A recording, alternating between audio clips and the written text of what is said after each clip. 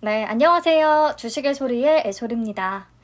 앞선 영상에서 말씀을 드렸지만 청약 일정이 앞으로도 겹쳐서 진행되는 건들이 참 많아서요. 시간이 날 때 좀 미리미리 기업들 내용을 파악을 하고 저도 서둘러서 영상을 준비하고 해야 할 것 같아요. 오늘은 일진 하이솔루스부터 달려보도록 하겠습니다. 8월에 대박 공모주로 꼽히는 기업 중에 하나인 만큼 또 영상 기다리시는 분들이 꽤 많은 것 같아서요. 자, 일진 하이솔루스는요, 국내 유일의 수소차 연료탱크 제조사예요. 국내 유일이라는 게 벌써 눈에 확 들어오죠. 수소차 연료탱크는 어떤 역할을 하는 거냐면요. 수소차 안에서 이 연료탱크에 저장해둔 수소를 전기 발생 장치인 연료전지 스택으로 보내게 되고요. 연료전지 스택에서 산소를 화학 반응시켜서 전기를 만들어서 또 모터로 보내게 됩니다. 이때 모터가 움직이면서 전기 에너지를 운동 에너지로 바꿔서 수소차가 굴러갈 수 있게 되는 거죠. 그러니까 수소차가 움직일 수 있는 그 출발이 바로 수소 탱크에서 시작된다고 할 수 있겠습니다. 수소차 생산비의 20%를 차지하는 아주 핵심 부품이에요. 특히 일진 하이솔루스가 제조하는 수소차 연료 탱크는요. 수소 탱크 가운데서 가장 진화한 형태인 타입 4라고 하고요. 기술은 제가 정확히는 모르지만 특성만 간단히 살펴보자면 가벼우면서도 튼튼한 고강도 플라스틱으로 용기를 제조하고요. 여기에다가 탄소 섬유 복합 소재를 칭칭 계속 감아서 아주 높은 압력에도 견딜 수 있도록 만들어진다고 합니다. 현재 타입 4 수소 탱크는 세계에서 일진 하이솔루스와 도요타만 양산이 가능한 상황이에요. 이 영역에 있어서는 확실히 앞서 나가는 회사다라는 것을 알 수 있죠. 자, 지금 보시는 그림이 실제로 일진 하이솔루스가 만드는 수소 연료 탱크고요. 이게 만드는 공정도 워낙에 복잡한 데다가 제작 이후에 파열, 내압, 방폭, 화염에 잘 견디는지 아주 까다로운 국제 기준과 테스트를 통과해야만 해서 생각보다 진입장벽은 조금 높은 편입니다. 그럼에도 불구하고 일진 하이솔루스의 제품은 한국뿐 아니라 유럽, 글로벌, 일본에서도 이 인증을 따냈다고 하네요. 네, 주요 고객사는요, 단연 현대차입니다. 2014년에 현대차 투싼 수소 전기차에 업계 최초로 연료탱크를 공급하기 시작했고요. 2018년부터 현대차 넥소의 초기 모델에 연료탱크를 계속해서 독점적으로 공급하고 있습니다. 2018년만 해도 넥소 납품량이 1152대였는데 2020년 기준 6560대까지 늘어난 상황이에요. 자, 그리고 2020년에는 수소 승용차뿐 아니고요. 현대차의 수소버스와 수소트럭, 이런 수소 상용차에까지도 수소 연료 저장 시스템을 공급하게 됐습니다. 그리고 며칠 전에 기사 떴더라고요. 넥소의 차세대 모델에 수소 연료 탱크 전량 독점 공급한다고요. 네, 그래서 2023년부터 출시되는 넥소의 차세대 모델에도 일진 하이솔루스가 수소 탱크를 전량 공급할 예정입니다. 실적 개선이 벌써부터 기대가 되네요. 자, 그러니까 현대차의 글로벌 시장 점유율도 회사의 굉장히 중요한 요소가 되겠죠. 보시면 사실 수소차 시장에서는요, 현대차의 지배력이 현재까지 압도적으로 높아요. 2020년 기준 점유율 69%에 달합니다.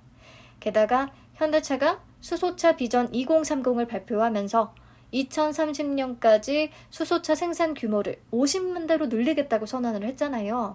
이 로드맵에 따라서 일진 하이솔루스의 수혜도 당연히 기대되는 측면이 있습니다. 자, 그리고 현대차뿐 아니고요. 사실 국가에서 굉장히 밀고 있는 분야기도 하잖아요. 수소차가. 2040년까지 수소차 620만 대 생산 계획이고요. 여기에는 승용차뿐 아니라 택시, 버스, 트럭 모두 포함된 수치입니다. 아무튼 국내에서는 일진 하이솔루스의 위치가 독보적이기 때문에요. 현재까지는. 그래서 실적은 우상향하지 않을까 기대되는 부분이죠. 정부 정책에 발맞춰서. 그리고 현재 선박과 철도, 드론용 수소 탱크도 개발 중이거든요. 작년에 이미 삼성중공업하고 수소 선박용 탱크 개발 및 공급 MOU를 체결했고요. 현재 함께 개발 중에 있습니다. 이렇게 적용 분야를 계속해서 확대해 나갈 것으로 보여요. 자, 여기까지 봤을 때 중요한 건 수소 연료 탱크 부문에서 압도적인 국내 1위를 하는 기업이라는 거예요. 자, 그렇다면 과연 경쟁업체 없이 계속 이 독점적인 위치를 유지할 수 있을까요? 투자 설명서를 보면 NK, 하나솔루션, 성우하이텍, 럭스퍼, 헥사곤 등이 수소 저장 용기의 설계 또는 개발에 이미 착수했다고 해요. 이 회사들이 양산 단계에 돌입하게 되면 경쟁이 심화될 수밖에 없는 거죠. 하지만 아직은 양산 단계 진입 전인 것으로 파악이 됩니다. 그러니까 단기간 내에 크게 경쟁업체로부터 위협을 받을 것 같지는 않고요. 이 지위를 계속해서 유지하기 위해서는 일진하이솔루스도 끊임없는 R&D를 진행해서 기술 진입 장벽을 더 높일 필요가 있을 것 같습니다. 자, 근데 사실요, 일진하이솔루스가 이렇게 수소 연료 탱크만 만드는 기업이 아니고요. 매연 저감 장치 사업도 함께 영위하고 있거든요. 2020년 기준으로 매연 저감 장치가 포함된 환경 사업 부문의 매출 비중이 50.6%였고요. 수소 사업 부문 매출 비중은 49.4%였어요. 그러니까 사실 현재까지는 환경 사업 부문에서 벌어들이는 돈이 더 많다는 거죠. 매연 저감 장치의 주요 제품들을 보시면 소형 복합, 중형 복합, 대형 복합, 동시 저감 등등등 이렇게 차량 종류별로 규격에 맞게 다양한 제품을 생산하고 있습니다. 자, 매연 저감 장치의 시장 점유율을 한번 볼까요? 국내에서 현재 8개 기업이 과점하고 있는 시장인데요. 일진하이솔루스는 특히 중형 자연, 대형 자연, 동시 저감 장치 부문에서 2019년과 2020년 모두 1위 자리를 차지하고 있어요. 물론 2020년에 점유율이 조금 줄어든 측면이 있기는 한데 대신에 소형 복합과 중형 복합, 대형 복합에서는 점유율이 꾸준히 향상되고 있거든요. 괜찮은 것 같아요. 꾸준히 어느 정도의 수익은 창출해낼 수 있는 그런 사업 부문이라고 생각합니다. 여기도 마찬가지예요. 정부가 대기 환경 관리 기본 계획을 세우면서 노후 경유차나 노후 건설 기계로부터 발생하는 미세먼지 그리고 배출가스 관리를 위한 정책들 시행하고 있거든요. 노후 경유차를 조기 폐차하거나 매연 저감 장치를 부착하는데 보조금을 지급하거나 노후 건설 기계도 동시 저감 장치를 부착하거나 엔진을 교체하거나 그래서 이런 정부 정책에 따라서 환경사업 부문도 계획적이고 안정적인 캐시 카우 역할을 해줄 수 있을 것으로 기대가 됩니다. 네, 그래서 이렇게 어느 정도 안정적인 현금 흐름이 뒷받침되는 가운데 미래 성장성이 큰 수소 사업 부문을 확대시켜 나갈 것 같아요. 그렇다면 현재까지 일진하이솔루스의 실적은 어땠는지 살펴보시죠. 네, 꾸준히 외형 성장을 이뤄나간 모습이에요. 2018년도에 286억 원을 기록했던 매출액이 2020년에 1135억 원까지 증가했습니다. 영업이익과 당기순이익도 마찬가지고요. 그리고 2021년 반기 실적을 2020년 반기와 비교해서 보시면 매출액과 영업이익, 네, 이번에도 증가했고요. 순이익이 다소 감소하기는 했는데 또 이 부분은 투자 설명서에 이유가 제대로 기재 안 됐더라고요. 보통은 제가 투자 설명서 상으로 다 파악을 했는데 일진하이솔루스는 안 되는 부분들이 조금 있었어요. 아무튼 다소 줄어들기는 했지만 크게 문제 삼을 정도는 아니라서요. 지나가도록 하겠습니다. 다음 주요 수익성 지표들 보셔도 매출 총이익률 30% 이상을 꾸준히 유지했고요. 영업이익률도 2020년에 13%대까지 올렸고요. 그리고 순이익률도 13%대라서 굉장히 수익성도 좋은 지표를 보여줬거든요. 그런데 2021년 반기를 보시면 매출 총이익률이 갑자기 쑥 낮아졌고요. 순이익이 다소 감소하다 보니까 순이익률도 조금 낮아졌어요.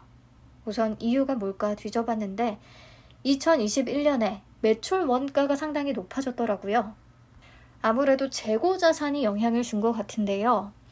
2020년에 회사가 생산량 증대를 예측해서 생산 설비를 확충시켰고 생산량도 증대시켰는데 예측했던 것보다 실제 판매량이 조금 저조해서요. 생산 가동률도 감소하고 그때 재고가 조금 쌓인 것 같아요.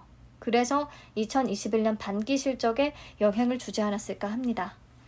네, 우선 이 또한 현재 문제가 될 만한 수준은 전혀 아니기 때문에 넘어가도록 하겠습니다. 앞으로 그래도 지켜봐야 할 것 같아요. 네, 다음 재무 안전성인데요. 회사가 유상 증자도 몇 차례 실시를 했고 또 수익도 꾸준히 발생하고 있어서 증권신고서 제출일 기준으로 차입금이 없더라고요.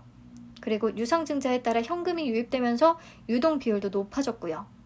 부채 비율은 업종 평균 대비해서 매우 양호한 수준이고요. 네, 이런 꾸준한 이익 성장 추세를 감안한다면 위험 요소가 될 만한 것은 현재로서 보이지는 않습니다. 네, 그래서 여기까지 정리 간단히 해보면요. 일진 하이솔루스는 수소 저장용기 사업과 미세먼지 저감장치 사업을 영위하고 있는데 특히 국내 유일의 수소 연료탱크 제조사고요. 가장 진화한 형태인 타입4 연료탱크를 생산해서 현대차에 독점적으로 납품하고 있습니다. 현대차 수소차 로드맵과 정부 정책에 발맞춰서 수소 부분의 성장 큰 폭으로 기대될 수밖에 없고요. 현재 선박, 트램, 지게차, 드론 등 각종 모빌리티용 수소 탱크하고 수소 운송에 필요한 튜브 트레일러까지도 개발 중에 있습니다. 네, 환경사업 부문은 정부 정책에 따라서 앞으로도 안정적인 캐시카우 역할을 해줄 것으로 보이고요. 실적은 다소 뭔가 주춤하는 것 같은 경향이 나타나기도 했지만 사실 꾸준히 외형을 확장해 나가고 있다는 것 충분히 확인할 수 있었기 때문에 긍정적으로 보입니다. 재무 구조도 안정적이고요. 네, 그래서 사업 내용만 놓고 봤을 때는 꽤 매력적인 회사라는 생각이 듭니다. 자, 그럼 공모 관련 내용들은 어떨지 지금부터 같이 볼게요. 총 1089만 3,990주를 공모하고요. 공모가 희망 밴드로는 25,700원에서 34,000원을 제시한 상태입니다. 상단 기준으로 총 공모 금액은 약 3,704억 원 정도고요. 예상 시총은 1조 2,346억 원 정도가 되겠네요. 일반 청약자에게 배정된 물량은 25% 기준 272만 3,498주입니다. 청약은 24일부터 25일까지 진행되고요. 환불은 27일에 되고요. 대출 쓰실 분들은 괜찮겠네요. 네, 상장은 9월 3일로 예정이 되어 있습니다. 청약 가능한 증권사는 미래에셋, 삼성, 현대차, 대신 이렇게 4곳인데요. 중복 청약은 불가능합니다. 지금부터는 중복 청약 가능한 증권사 없어요. 아시죠? 네, 이번 공모는 신주 모집 66.67%, 구주 매출 33.33%로 진행이 되는데요. 최대 주주인 일진 다이아몬드가 일부 주식을 내놨습니다. 그리고 우리사주 조합의 20%가 배정이 됐고요. 공모가 상단 기준으로 금액으로는 약 741억 원 규모가 됩니다. 직원 수가 기간제 근로자를 제외하면 157명이더라고요. 모두 균등한 수량을 배분받는다는 단순한 가정을 하면 1인당 평균 배정 금액은 약 4.7억 원 정도가 됩니다. 직원들에게 대출이 얼마나 잘 나올지는 모르겠는데요. 우리사주 청약 결과가 굉장히 궁금한 회사 중에 하나입니다. 왜냐하면 수소차 시대 본격적으로 개화되려면 아직은 시간이 조금 더 필요하잖아요. 그래서 직원들이 이 회사의 미래 가치를 얼마나 높게 평가하느냐, 발전 가능성이 있느냐, 이 부분을 우리사주 청약 결과를 통해서 조금이나마 파악해 볼 수 있지 않을까 싶어요. 네, 우선 그렇고요. 이번 공모 자금은 시설 자금과 운영 자금으로 쓰일 예정인데요. 시설 자금으로 대부분의 비용이 쓰이고요. 수소 연료 탱크 생산량 확대를 목적으로 제조 설비 투자에 들어갈 계획입니다. 그 밖에 연구비와 원부자재 구매 비용에 운영자금 일부가 투입이 되고요. 그리고 투자 설명서를 보면 개발비의 세부 집행 계획을 정정신고서를 통해서 자세히 기재했더라고요. 내용 보시면 튜브 트레일러, 차세대 SUV용 수소 저장 탱크, 열차용 수소 저장 시스템, 상용차용 대형 탱크 이런 것들이 있는데 앞에서 얘기했던 최근에 수소 탱크의 적용 부분을 확대시키고 있다는 그 부분에 해당하는 내용이 될 것 같습니다. 네, 넘어가서 상장 직후에 유통 가능 주식수를 보시면요. 기존 주주들의 비율이 없어요. 그리고 공모 주주들의 주식 수만 상장 직후 바로 유통이 가능합니다. 비율로는 24%, 비율도 낮은 편이고요. 기존 주주 물량이 없다는 게 또 장점이죠. 금액으로 2,963억 원이면 규모 대비해서 높은 수준도 아닙니다. 네, 최대 주주인 일진 다이아몬드하고 기존 주주인 도레이 첨단 소재 모두 상장일로부터 1년간 의무 보유를 약속했어요.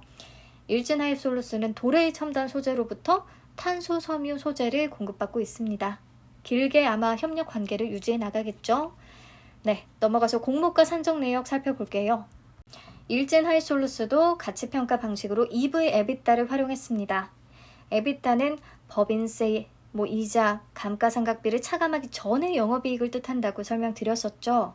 그래서 대규모 설비 투자로 인해 감가상각비가 크게 발생하는 산업들은 EV 에비타를 주로 사용합니다. 감가상각비라는 것이 실제로 현금이 유출되는 비용이 아니기 때문이죠. 회계상으로만 매년 잡히는 손실이에요. 그래서 정확한 영업 능력을 반영하려면 감가상각비 전의 영업이익인 에비타를 써야 한다는 거죠. 네, 내용 다시 한번 읽어봐 주시고요. 일진 하이솔루스도 수소 산업을 영위하기 위해서는 대규모 생산시설이 필수적이기 때문에 EV 에비타를 채택했습니다. 네, 비교 기업으로는 어떤 회사를 선정했느냐? 1차적으로 수소 전기차 밸류체인상에 있는 국내외 상장사들을 추렸고요. 2차에서 시가총액이 7천억 원 이상인 기업을 선정했고 3차에서 최근 1년 내에 상장 또는 최근 3개월 내에 분할, 합병 등 이런 특이사항이 발생하지 않은 기업을 또 추려냈고요. 그 중에서 EV 에비타 멀티플이 5배 이하거나 100배 이상인 기업은 또 제외를 했어요. 그래서 총 3개 기업이 선정됐습니다. 상하프론테크, 한온시스템, 헥사곤. 네, 비교 기업들하고 2020년 재무구조를 비교해서 보시면요. 한온시스템과는 실적 차이가 굉장히 크지만 상하프로테크, 헥사곤보다는 좋은 성과를 시현하고 있다는 것 확인하실 수 있습니다. 네, 그래서 이 3개 기업의 평균 EV 에비타 배수는 37.2배가 도출됐고요. 한온시스템은 보시면 12.9배밖에 안 되는데 상하프론테크는 45.4배예요. 국내 기업들 간에도 이렇게나 편차가 커서 사실 도출된 평균 EV 에비타 배수가 신빙성 있는 수치라고 하기에는 조금 애매한 것 같기는 합니다. 아무튼 일진하이솔루스의 적용 에비타는요. 2021년에서 2023년 영업이익하고 유무형 자산 생각비의 추정치를 20% 할인율로 현가화한 값을 평균 내서 계산했어요. 미래 가치를 반영해야 한다고 이렇게 추정치를 활용하기는 했네요. 네, 에비타는 영업이익에 상각비를 더해서 계산을 합니다. 그러니까 2021년에서 2023년 추정치를 현재 가치로 땡긴 값들을 평균 냈고요. 그리고 유무형 자산 상각비도 현재 가치로 땡겨온 값들을 평균 낸 다음에 더해준 거예요. 네, 그래서 적용 에비타는 418억 원. 여기에 EV 에비타 배수 37.2배를 곱해서 기업가치 1조 5,525억 원을 계산했고요. 여기서 순차익금을 빼주면 평가시가총액은 1조 5,558억 원이 나옵니다. 네, 공모 후 적용 주식수로 나눠주면 주당 평가가액은 42,845원이 되네요. 여기다가 할인율 40%에서 20% 적용해서 희망 공모가액 밴드를 산출한 겁니다. 할인율은 과거 5개년 유가증권 시장의 할인율 평균치 정도예요. 아주 높지도 아주 낮지도 않은 그냥 적당한 수준입니다.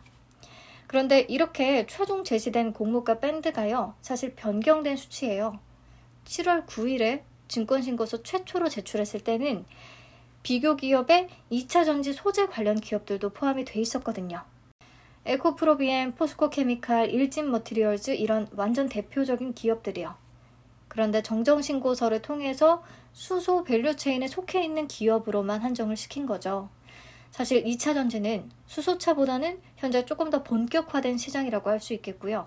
또 작년부터 올해까지 2차 전지 소재주들 멀티플 엄청 높게 받았잖아요. 최근까지도 주가 급등세를 보이고 있고요. 그래서 이런 종목들이 포함되면 EV 에비타 배수가 더 높아질 수밖에 없습니다. 제외됐으니까 잘 된 거죠. 그래서 적용 에비타 배수가 42배에서 37.2배로 다소 낮아졌고요.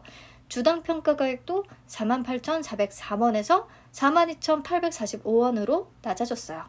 할인율은 하단은 더 높여서 적용을 했고 상단은 조금 낮춰서 적용했네요. 아무튼 최종 밴드가 공모가 상단 기준으로 8% 낮아진 금액이기는 합니다. 이런 부분도 조금 긍정적으로 작용할 수 있을 것 같아요. 네, 우선 EV 에비타를 통한 평가가 조금 쉽지는 않은 측면이 있기 때문에 저는 PER 기준으로 단순히 생각해 봤습니다. 회사의 실적 추정치를 토대로 계산했고요. 2021년 예상순이익 기준 PER는 53배, 2022년 예상순이익 기준 퍼는 33.8배가 나오더라고요. 공모가 상단 기준으로. 그러면 53배라고 하면 왠지 조금 고평가 느낌이 나기는 하는데 앞으로 실적 성장을 감안해서 33배 정도면 그리 높은 건 아니라고 생각합니다. 상하 프론테크가 2021년 예상 실적 기준 퍼가 75.8배나 되거든요.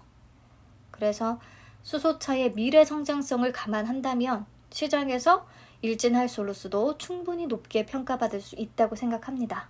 네, 그래서 공모가 산정을 크게 문제 삼고 싶지는 않고요. 마지막으로 배정 물량하고 청약 한도 체크하면서 마무리하도록 하겠습니다. 미래와 삼성의 배정 물량이 108만 9,399주로 동일하고요. 현대차증권하고 대신증권은 27만 주 정도밖에 안 돼요. 그래서 균등 물량도 매우 적고요. 우선 물량 확인하시고요. 아래 카카오뱅크의 현대차증권 청약 건수, 바이젠셀의 대신증권 청약 건수, 아조스틸의 미래에셋 청약 건수, HK이노엔의 삼성증권 청약 건수 참고하시라고 적어뒀으니까요. 대충 한번 감을 잡아보세요. 현대차증권은 일진하이슬루스 청약을 위해서 8월 23일까지 한시적으로 20일 제한 없이 비대면 계좌 개설 가능하니까요. 없는 분들은 확인하시면 되겠습니다. 네, 증권사별 청약 한도는 화면으로 대신할게요. 쭉 보시면서 계좌 개설 언제까지 해야 하는지 그리고 일반 등급의 기준 청약 한도는 얼마나 되는지 확인해 주시면 되겠네요. 네, 개인적으로 수요 예측 결과가 엄청 기다려지는데요. 또 예상과 달리 저조한 실적을 보여주는 건 아닌지 조금 걱정이 되기도 하고요. 반대로 또 기대가 되기도 하고요. 결과 나오면 최대한 빨리 추가 내용 업로드 하도록 하겠습니다. 시청해 주셔서 감사합니다.